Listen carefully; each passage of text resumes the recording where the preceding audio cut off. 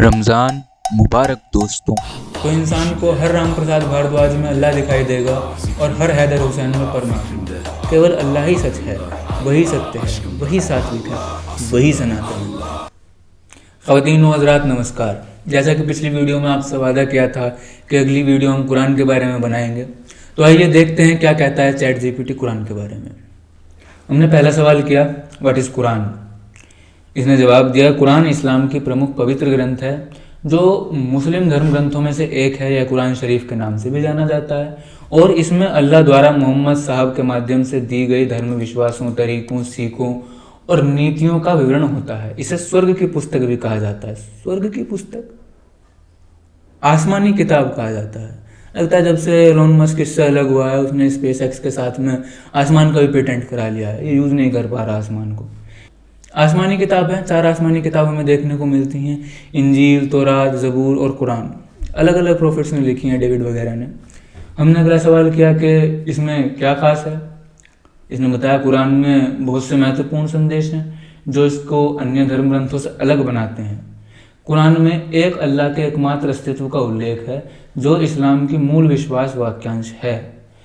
एक अल्लाह का एकमात्र अस्तित्व, यानी कि अल्लाह के अलावा सब झूठ है, केवल अल्लाह ही सच है, वही सत्य है, वही सात्विक है, वही सनातन है। इसके अलावा कुरान में इंसानियत, इंसानों के धर्म, नैतिकता, शांति, समाज, परिवार और बहुत कुछ के बारे में बताया गया है। इसमें अनेक जीवन के सवालों के जवाब होते हैं जो हमें अपनी ज़िंदगी में उपयोगी होते हैं। फिलोसफी, लगभग सभी जितने भी धर्म ग्रंथ हैं उन सब का जॉनर फिलोसफी रहता है। सब एक ही बारे में बात करते हैं, अंतर्मन के बारे में बात करते हैं, ज़मीर के बारे में बात करते हैं, गौर व फिक्र वगैरह के बारे में ही सब धर्म ग्रंथों में चर्चा मिलती है। हमने इससे अगला सवाल किया, कौन कौन से संदेश कुरान को अन्य धर्म ग्रंथों से अलग बनाते हैं। इसने बताया कि कुरान में कई संदेश हैं जो इसे अन्य धर्म ग्रंथों से अलग बनाते हैं। यहाँ कुछ महत्वपूर्ण संदेश हैं। तौहीद, एकमेव अल्लाह, संस्कृत में बता रहा है ये भी। कुरान में अल्लाह का एकमात्र अस्तित्व का उल्लेख है जो इसे अन्य धर्म ग्रंथों से अलग बनाता है, जहाँ पर एक आत्मा का जिक्र नहीं होता। अल्लाह के एकमात्र अस्तित्व का उल्लेख अभी पीछे बताया है जैसे कि, और आदि शंकराचार्य ने भी कहा है कि ब्रह्म सत्यम जगत मिथ्या। उस ब्रह्म के अलावा, उस परमात्मा के अलावा सब कुछ झूठ है, सिर्फ वो परमात्मा, वो अल्लाह ही सच है। और ऐसा ही कुरान बता रही है तौहीद के माध्यम से। अगला संदेश मिलता है जन्नत और नर्क। कुरान में जन्नत और नर्क के बारे में विस्तृत वर्णन होता है जो इसे अन्य धर्म ग्रंथों से अलग बनाता है। पूरा का पूरा गरुड़ पुराण स्वर्ग और नर्क के ही बारे में है। अगर ऐसा ऐसा करोगे तो नर्क में ये मिलेगा, अगर ऐसा ऐसा करोगे तो स्वर्ग में ये मिलेगा, ये कुरान बता रहा है। अगला है रिश्तों का महत्व। कुरान में रिश्तों के महत्व का उल्लेख होता है जो इसे अन्य धर्म ग्रंथों से अलग बनाता है। दुनिया भर के ऐतिहासिक ग्रंथ हैं, इसमें पूरा का पूरा डेली सोप चलाया जाता है। अगला है जिहाद। कुरान में जिहाद का महत्वपूर्ण स्थान है जो इसे अन्य धर्म ग्रंथों से अलग बनाता है। जिहाद का अर्थ होता है समाज के लिए लड़ाई लड़ना या अपनी बुराइयों को दूर करना। 700 श्लोकों में कृष्ण अर्जुन को जिहाद ही करना सिखा रहे हैं। कृष्ण अर्जुन को कह रहे हैं धर्म के लिए लड़ो, धर्म की स्थापना करो, समाज के लिए लड़ो, अपनी बुराइयों को दूर करो, ये जो अधर्मी लोग हैं इनको मारो। यही तो जिहाद है। अर्जुन जिहादी ही है। अर्जुन ने पूरी महाभारत में जिहाद ही किया है। अगला देखते हैं अहिंसा।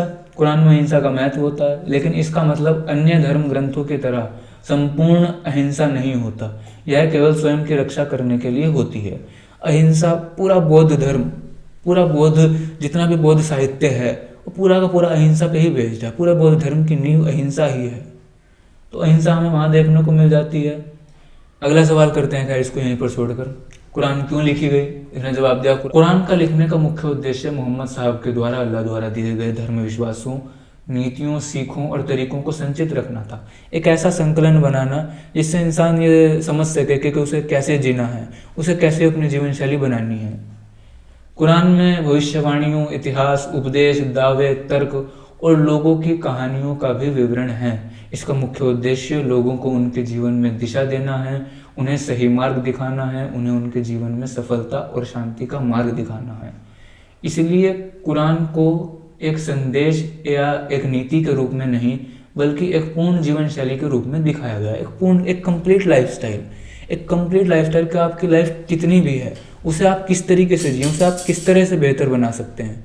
अगर आपकी लाइफ एक दिन की है तो आपकी सुबह कैसी हो, आपकी दोपहर कैसी हो, शाम कैसी हो, रात कैसी हो। अगर एक साल की है, जनवरी कैसी हो, मई कैसी हो, सितंबर कैसा हो, दिसंबर कैसा हो। और तो और अगर जो नॉर्मल लाइफ होती है 60-70 साल की, तो उसमें बताया गया है कि आपका बचपन कैसा होना चाहिए, आपकी जवानी कैसी होनी चाहिए, आपका बुढ़ापा कैसा होना चाहिए। एक पूरी लाइफस्टाइल बेहतर तरीके से जीने की शिक्षा उसमें मिलती है। हमने भी इससे कुरान के तर्क के बारे में पूछा, इसने कहा हाँ कुरान में तर्क भी है।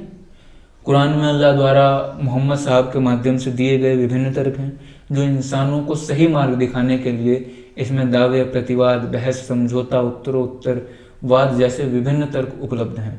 मतलब किसी भी तरीके से प्रतिवाद, बहस, समझौता, उत्तरोत्तर, दावे, किसी भी तरीके से हमारा जो मकसद है वो इंसान को बेहतर बनाना है। साम दाम दंड भेद, इंसानी ज़िंदगी को बेहतर बनाना हमारा मकसद, कुरान का मकसद है, हमारा नहीं। बेसिकली कुरान का मकसद है कि किसी भी तरीके से इंसान को बेहतर बनाया जाए, इंसान की ज़िंदगी को बेहतर बनाया जाए, समाज को बेहतर बनाया जाए।